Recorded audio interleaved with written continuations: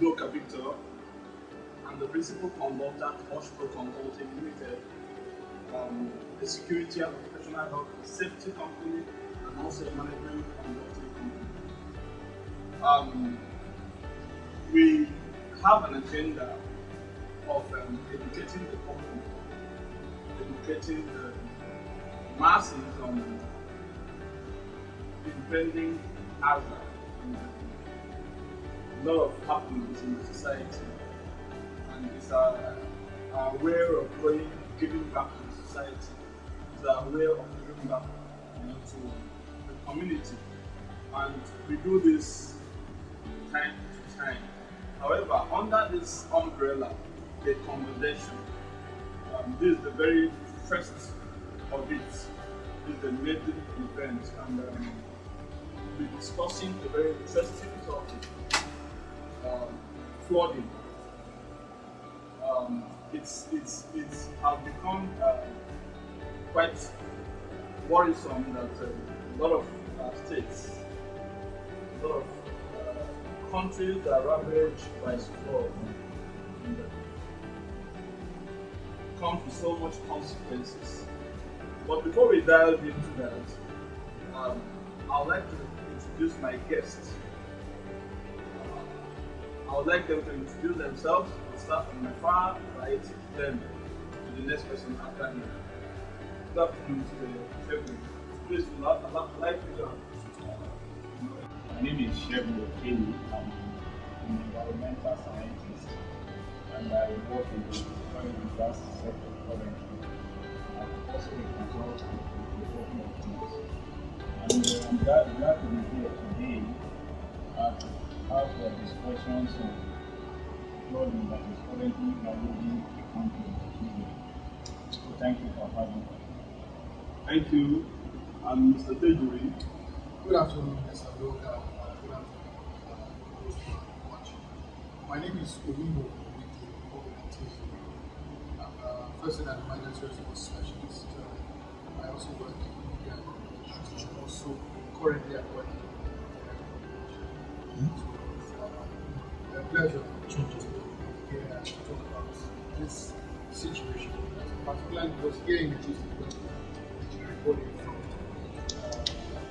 the problem that we are significantly having as other parts of the country. So I think it's very time talking about this. Okay, thank you very much. You heard from the guests, Mr. Chego and Mr. Tejuri. You agree with us that a couple of states have been affected seriously by flood, and states like you have the Kogi state, you have Anambra state, you have Delta state, you have Bayelsa state, you have the Port Harcourt, the River state, to mention but a few. And lives are lost. Houses have been taken over by flood. It's quite worrisome. A lot of people have been, chased out of their houses, living like refugees in their own country. Khoton Karf town in Kogi State on the Abuja-Lokoja Expressway, leaving many motorists and other road users stranded and in a difficult moment to navigate the busy road. Commuters were held up for several hours, resulting in heavy traffic buildup that extended to Lokoja-Khoton Karf Road. Many vehicles got trapped as there was no alternative route.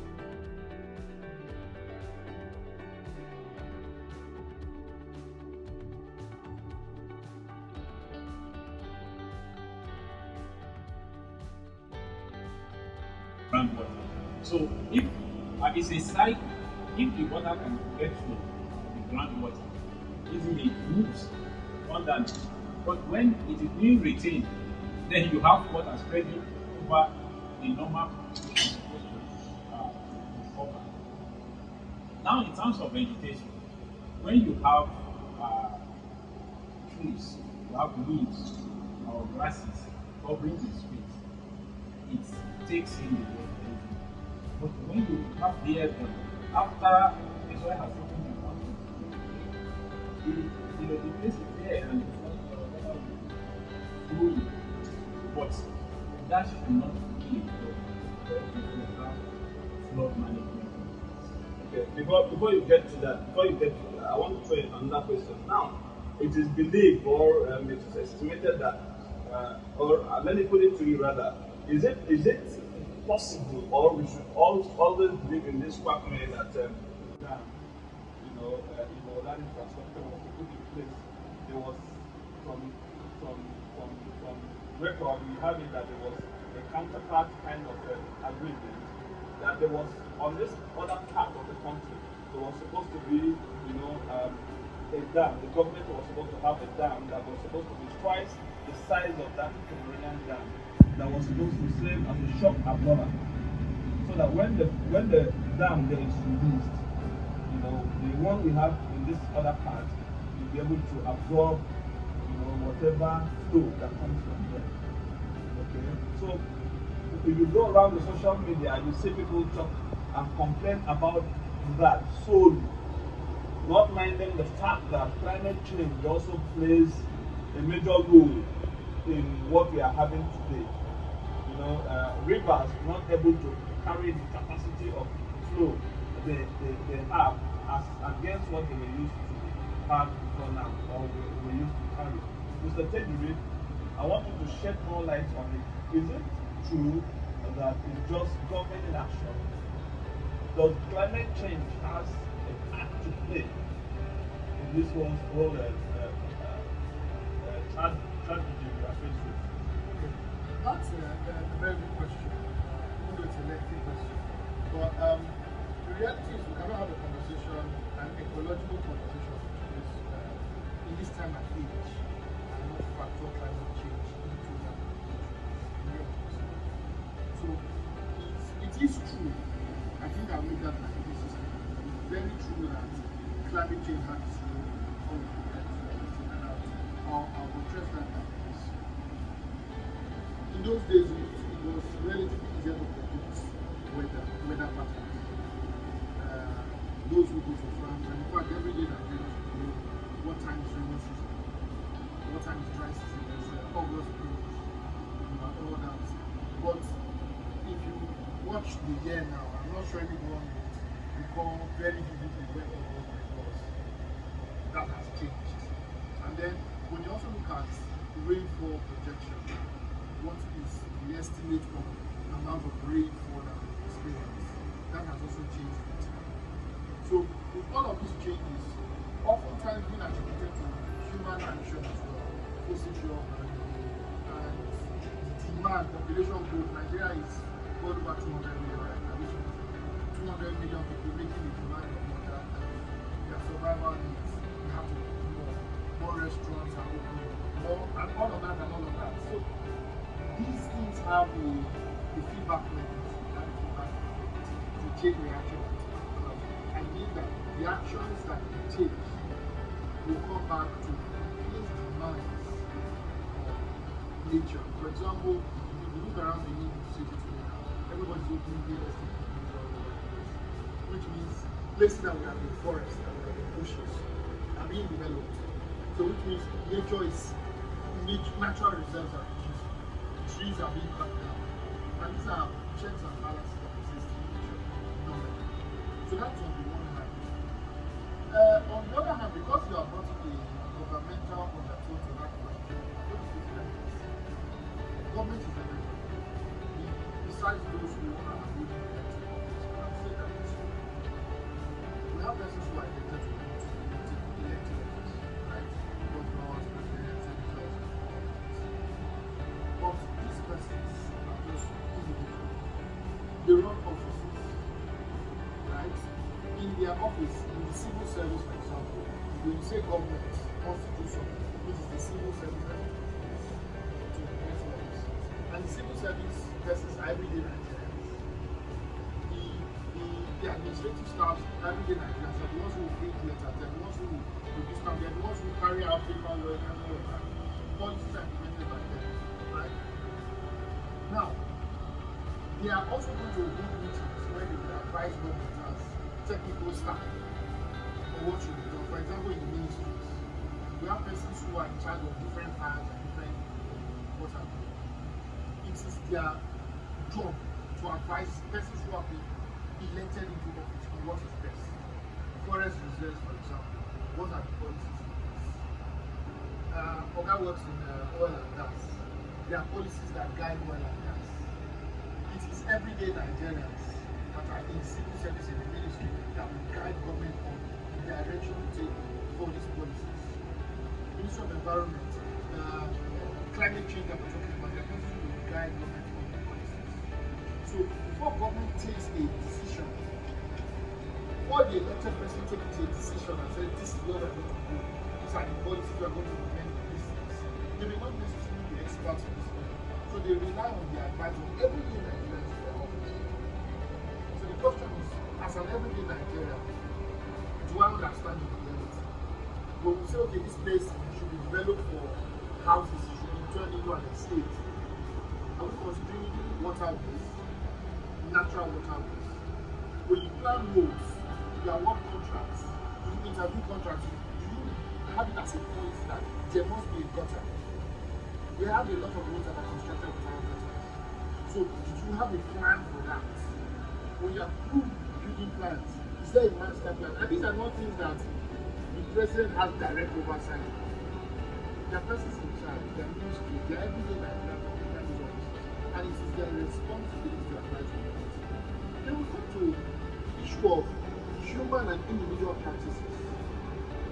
There are things that I don't think government has to directly have a law for us to have common sense in realize that this is the right place. Look at our individual houses. It's as simple as this place is a little messy. Clean it up. I don't think we need a government policy to tell you that you clean up the house. So if we have that culture in our houses, what about when we come out into our streets? There are simple things that you can, as an individual, do to prevent it from doing wrong. And these are the things that come to play on a large scale. So when you make that issue of a Cameroonian dam or this dam, I think these are everyday Nigerian issues. Because it's not something the president will go on school. The everyday Nigerians who probably have these files that should make reminders. Then if they have done their due diligence, we cannot talk about the person elected who has been told and possibly does not do what he should. But again, when you realize that this place is near a moat, is near a natural waterway, and conscientiously you buy that property, and say I can certify it and reclaim it because there's no other place to buy, which obviously is not true. I don't think we will start to complain or we should blame government when the problems that come with that, your poor decision making comes and faces. Okay, now we are looking because most of buying on roads and all that, housekeeping or sanitations and all that you mentioned is still at the micro level. We are looking at the macro level. We are asking the question, climate change. Climate change. Should people basically blame it on government or on climate change because it's becoming, a worldwide thing? So that was the question: is climate change? Let's look at it like this. Climate change is a real thing. Okay. How does it trickle down to the economy?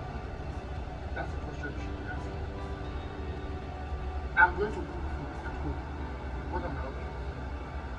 They either burn firewood, or if they say firewood is for those who do it. Okay.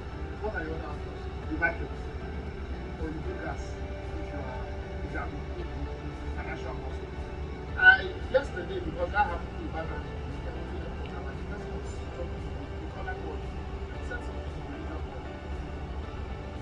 they needed to cook in the house. Gas happened. We all know how much gas is. So how does the quote-unquote common man afford that? That's another conversation. So they decided in the house to go to firewood. To use firewood, the tree has to be cut down. That affects ecology on the level. The burning of the firewood affects the atmosphere on the level. That's because of an option that the person did not have. That's because of any impact. So, if we are going to survive as individuals, our survival depends on the use of some of these resources that has a way of coming back to adversely affect the climate and the environment. So, climate change is a real thing, but how does that translate in practical terms for the common man? What are the options that the common man has to their advantage? I talked about individual practices. When I talked about buying houses or natural waterway, it has an effect on the climate. Again, what we are taught in primary school is rain falls, settles on the ground, sun shines, and it goes back up, and it will fall another day. When the climate change conversation comes, their weather patterns are changed. It's a real issue, and some of these changes in weather patterns are dependent on our activities as humans. But the question is, what are our options? If you want to buy, say, okay, I'm not going to drive my car again because I'm particular about the weather, what are the options that you have? For a person who probably lives in Benin City and has to work in maybe nearby Ondo State, or go across 3 or 4 local governments, or your house is very far, you can't obviously ride the bicycle to work, except you want to spend 2 or 3 days. These are realities. If I say I want to buy an electric car, what is my earning power? Electric cars are not produced in Nigeria, so I have to buy abroad, pay extra, almost half the price to ship it. These are real issues for the common man. So climate change is real, it's a contributing factor to all of these issues. But how does that translate to the common man and what options are there? Okay, now, we just talked about that you are still against, you are still on the micro level. You can die the common man and all that. And of course, the common man will not be ready to take names. Okay, so we are looking at a macro level, renewable energy. Most of what we blame, climate change on is human activity, carbon dioxide emission into the air. But at a more larger, level, can we look at the burning of fossil fuel, that's from the oil and from coal? Of recent, because of the crisis in Russia and Ukraine, Germany has gone back to coal. And the devastating effect that has on climate change. And nobody is looking at that. You're looking at me, the common man with my ticket car to work. Okay? Now we talk about renewable energy. The government, are we still supposed, how much have we been able to sign on to? How much have we been able to sign on to renewable energy? Countries like the Gambia. I recently was in the Gambia. It's a very small country, the Gambia, for instance. Country like India, country like Morocco, country like Kenya has, has bigger capacity. They've developed renewable energy in so much so that they are cutting down on, oils and all that. What is at stake? That's the micro level we are talking about. Not for you to come and blame me that because I don't have money to buy cooking gas, I should not go and use. Okay, but before that, we'll go back to Mr. Shebu. Mr. Shebu brought 2 distinct, factors. He talked about the physical factor and the human factor. Mr. Shebu, we want to look at the physical factor before we go into the human factor. The physical factor being like the rock types, vegetations, natures, and drainage. When we talk about drainage densities, where we talk about the closeness of tributaries, streams and tributaries, thereby already when you have a cluster of streams around, the soil is naturally moist around that area. So of course, when there's downpour, the soil already has some percentage of water it has already absorbed from these tributaries. So it cannot absorb more than it should. So there will be easier flow to water bodies. And those water bodies you have holding more capacity than it should hold, it means there's higher probability for flood, what we call the lag time. If the lag time for the rain to be absorbed, if it's short, it means there's propensity for flood. But when you don't have those tributaries and we are looking at density now, when you don't have those tributaries around and water bodies around, the soil will absorb more, and the lag time will be wider, meaning that flood, there's no much probability for flood. Looking at these physical properties or these physical factors. Tell us more about it. Tell us about the vegetation. Tell us about the soil type. Tell us a few things that you think we should know on this and how it has bring about flooding. Thank you once again. There's no way you discuss about natural also discuss about artificial. For example, every river has volume you can take. Now, over time, as there's run through the river, there is what we call transportation. Transportation of sediment from the upper down downstream. Now, where ordinarily once you have larger volume of water behind, sediments are now environment. That is on one hand, reducing the volume of water for this plant. On another part of it, the type of soil is sandy soil. Now it will have more sandy soil. Water can easily accumulate into soil and join the groundwater body. But when you have clay soil, it holds water for a longer time before it can drain into underground water. So now, naturally, what government or individuals can do is to continuously dredge, pack out the sediments along the waterway. In this way, it can contain more and more water. And apart from that, we're talking about a neighboring country opening down into Nigerian waterway. We would have taken advantage of this. I want to take your mind back to 2012, where flood caused a lot of damages in 30 states in Nigeria. Because this is mostly affected by areas drained by both River Niger and River Benue. And we did not take a lesson from it. Because ordinarily what we are supposed to do is to create artificial dam. Dams have different purposes. You can use it for power generation or for irrigation.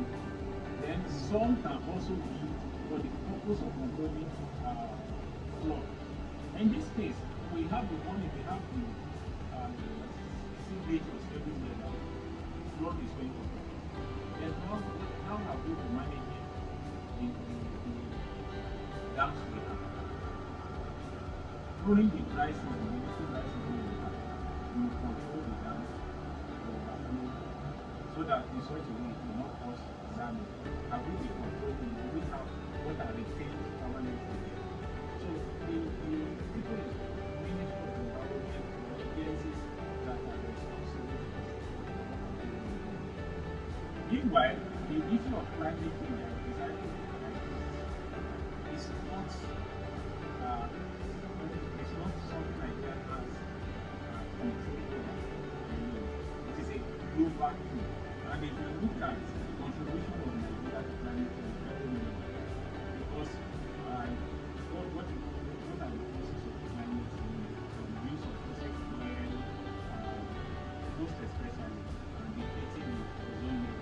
Nigeria is signed a convention, the United Nations Convention that wants share to be put in place in the bigger countries, the world powers, they have not been obeying that agreement, and that is part of the problems we have today.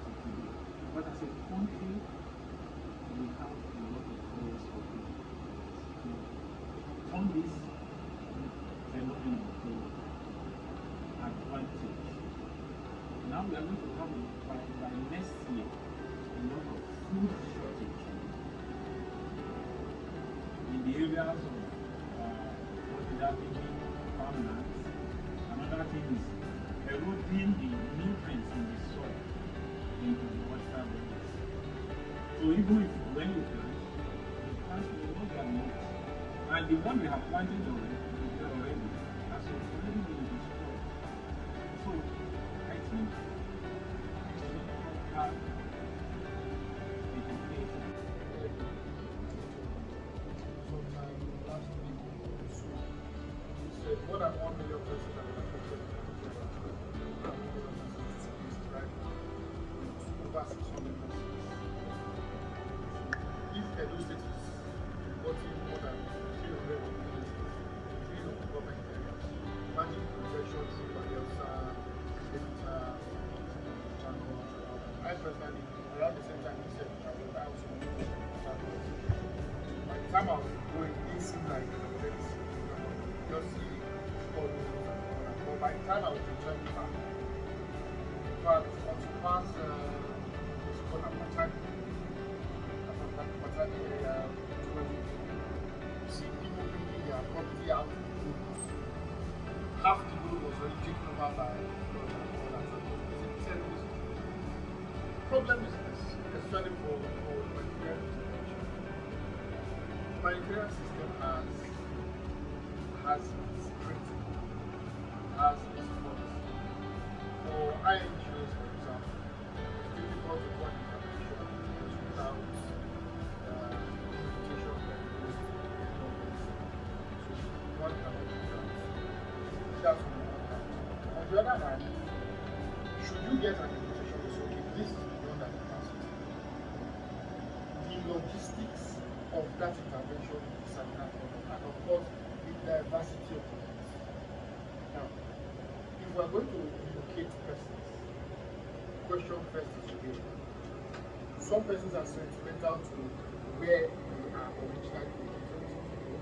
So imagine, for example, if the entire Bayelsa is overrun by the flood, and you locate that many to neighboring communities, and those things have been taken government and we are already managing the flood. You have to relocate people in Edo, you have to relocate people in Bayelsa, you have to relocate people in. So you see that the logistics of that is one problem in that humanitarian intervention is to address.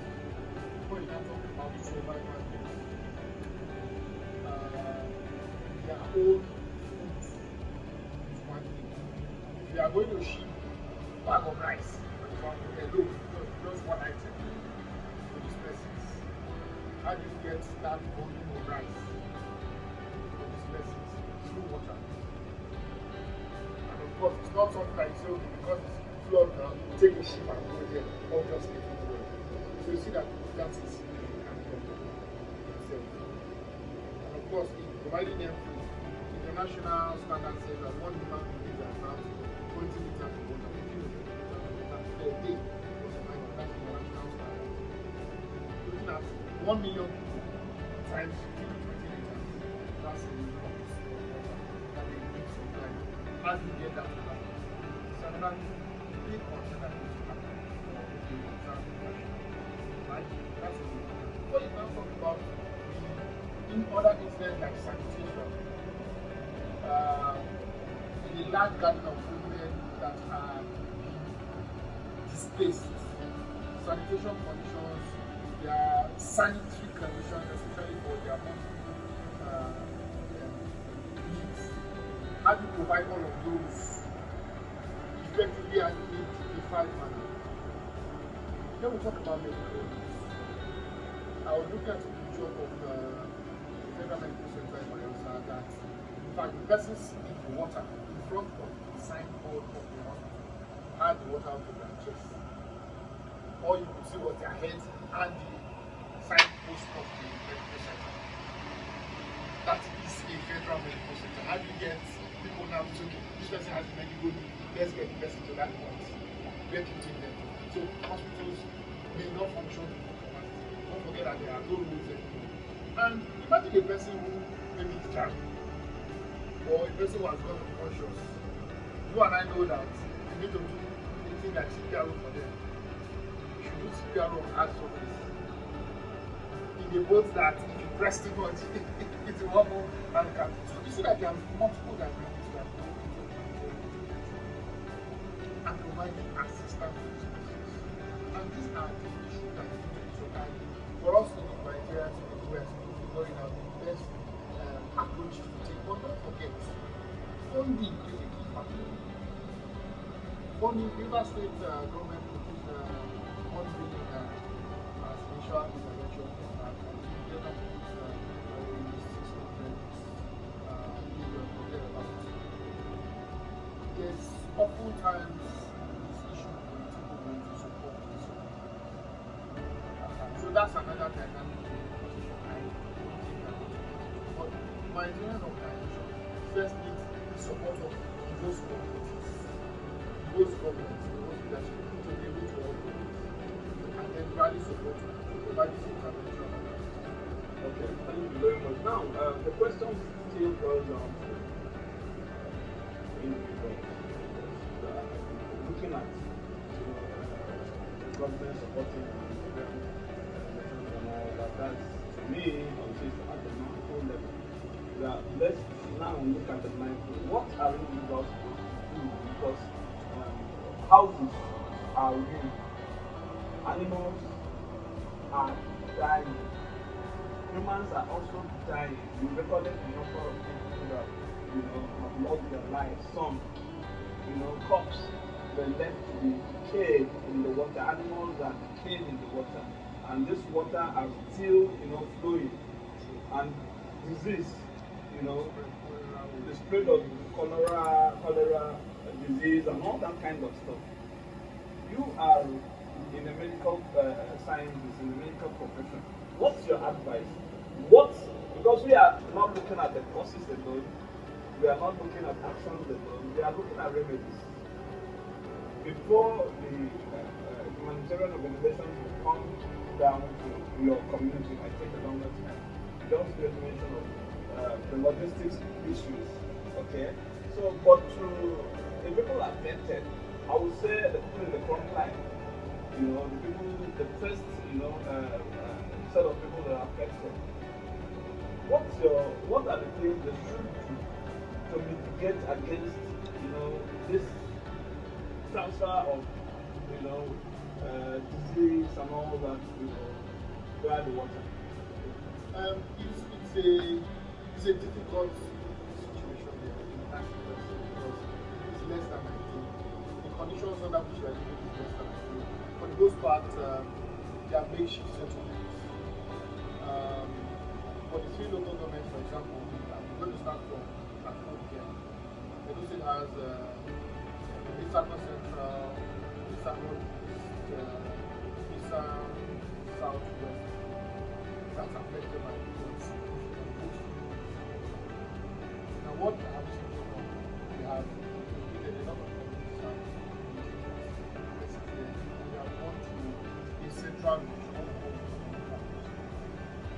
Now, good thing about this is these are dry ground where they can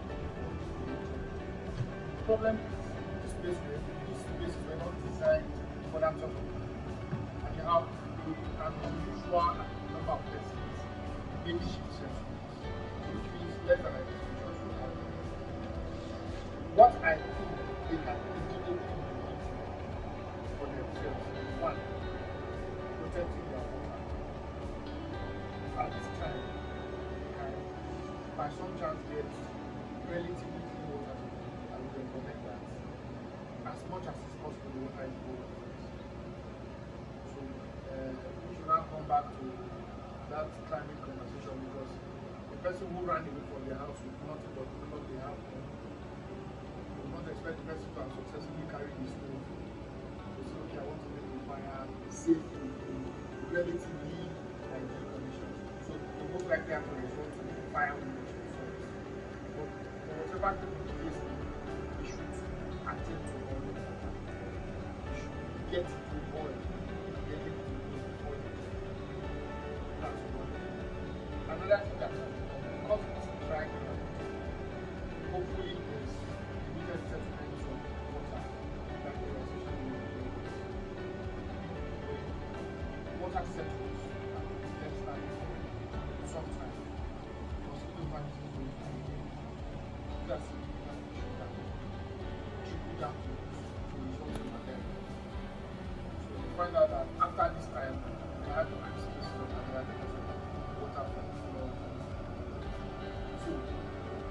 much as it's possible for the areas where they are safe, we should be able to so that those kinds of things will start breeding mosquitoes that will come back to the local them.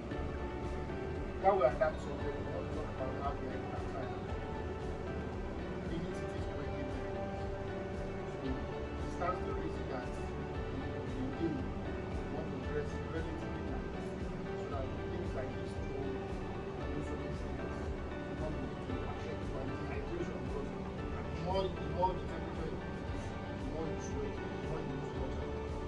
So these things can happen at the places. But at night they get cold. So which means you want to dress accordingly. And because it's less than ideal living conditions, low temperature control. Inside your house, you can more special delivery or something like this. But conditions, ranging conditions where you're living are less than ideal. So you want to wear for those who can, find a way to cover up and not. There's what you call an Eskimo method of keeping warm. Clumping together, you can keep the fire going in a small proximity.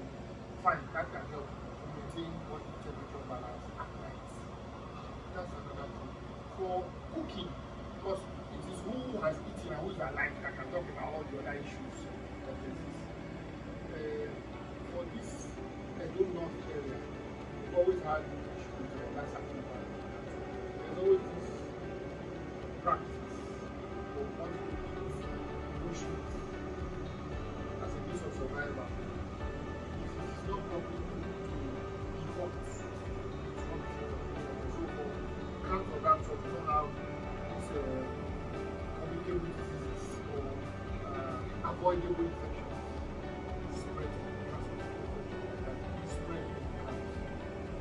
So these are immediate solutions that we can take to and I know it's individual dependent.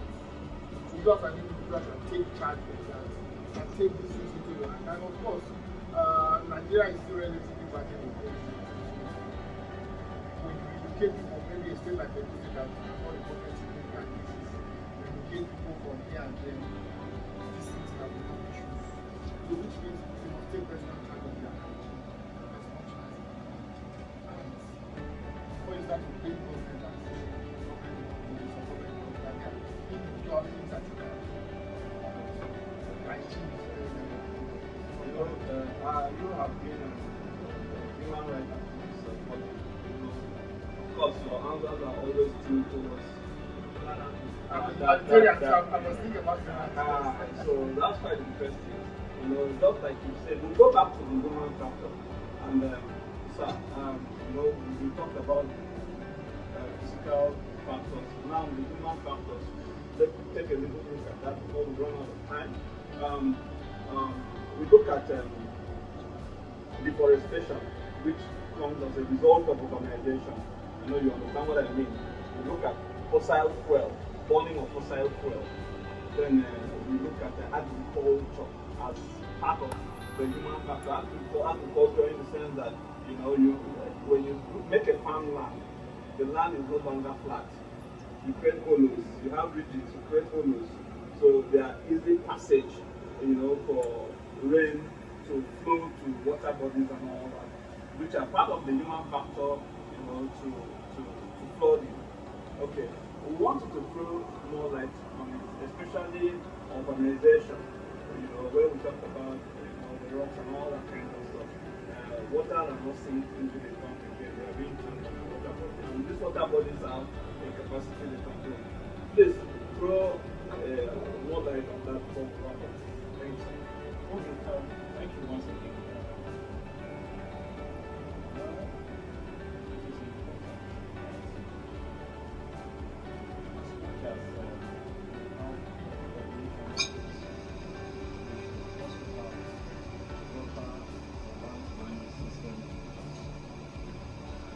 Don't just allocate money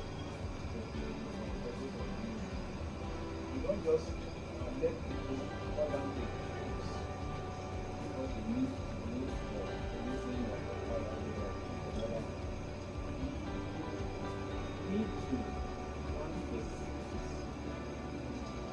You have, for example, you have road network.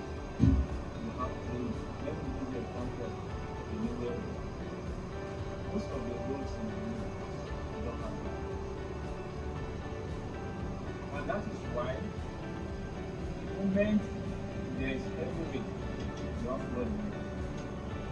So the city or wherever there is population must be forever. I don't believe in reactive measures. I prefer what do we need to do? Okay, this is a problem that has come to stay. What do we do? Planning, not only the drainage system. Have estates where you have the prototypes of the kind of building you want people to build. Not just building somewhere. I've seen a report somewhere around this university where people will have to cover their some fill their houses because the level of road is higher than the level of their houses. Meaning that literally when there is rain, water will go into that house. It's because of improper planning. Now I mentioned earlier on that we should rather now where we are also having this problem, what do we do? Create dams and channel. If you go to a thermal road, for example, like during the former regime of the former governor, there is a very big body going to association. That place is open so that water can drain into it and probably flow into the environment. If that kind of measures can be taken in the city, that would be very nice. Then areas that are on flood road, the government has to pay a lot of public and liabilities. You need to make a deliberate plan that people must not set on that flood because will always be then apart from that, there is constant breaking and opening of the water bodies so that when flood arrives, the water can contain this flooding and we will not have this kind of devastating problem. And finally, as individuals, we also have to do this.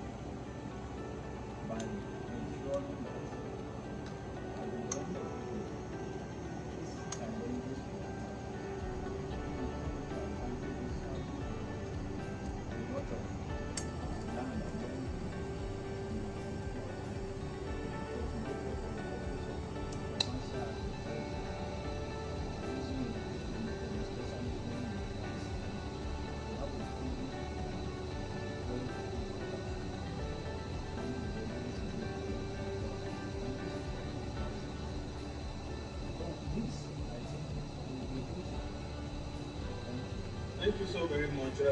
Dear viewers, we've heard from our very seasoned guest, and it's been quite exciting, it's been quite educative. Now, to cap it up, we'll tell you that there are certain things you should do, to mitigate the effect of flooding. One is that you should keep your valuables. If you are in this coastal area or in the riverine area or in any area that is affected by flood, ensure you keep your valuables on a elevated surface. Prepare your first aid kit. You will have from the experts we have here, talking about hygiene. So part of it is that you must prepare your first aid kit. Of course, when there's flood, it's difficult to get medicine or to get things to buy, that relates to first aid. So you prepare your first aid kit and close all doors and windows and seal up all gaps and openings. You close the doors, you close the window, you seal up all gaps and openings, and you move to the upper floor. If possible, you move to the upper floor. If you're living in a story building, you move to the next story. You'll see videos that people that they were living in down floor, they moved to the upper floor because the down floor is taken over by water, and you never attempt to cross a flooded area. Never attempt to. I've seen a video where someone was trying to ride, a bike man was trying to ride across a flooded area and he was gone, with the flood. And you watch out for messages from authorities. Watch out for messages from responders and authorities. And you have to put off all power appliances. Cut off power appliance and gas supply from the source. So in that case, it means you have to prepare your batteries and your radio. Not that you will be looking for a power source like electrical source to get messages. You keep the batteries and the radio where you can always turn it on to get messages, from authorities. So if you are outdoor, you stay far, like our guest here said, you stay far from water bodies, and by so doing, you will be able to mitigate to some extent the effect of the flood. Thank you so very much. Once again, I have Mr. Shebu. Mr. Shebu, in 1 minute, I want you to wrap up, this before Mr. So, what do you have to tell our TV audience? In just 30 seconds. Just wrap it up for us. Okay, thank you, the audience, for listening to us. It is important that we have to believe that flooding is either natural or artificial process. But since it's further away, the dangerous highlight of what we have discussed today should be taken into consideration. Don't leave your house close to the floodplain, don't block drainages, and also for people who can use the advantage of water for agricultural purposes, they also use it. And with this, we can all team up together and control the devastating effect of flooding in Nigeria. Thank you once again. Thank you so much, Mr. Shebu. Mr. Tejumi. Thank you for having me. Basically, we are all living on the internet mechanisms started on our homes and the larger society. A lot of them are already affected.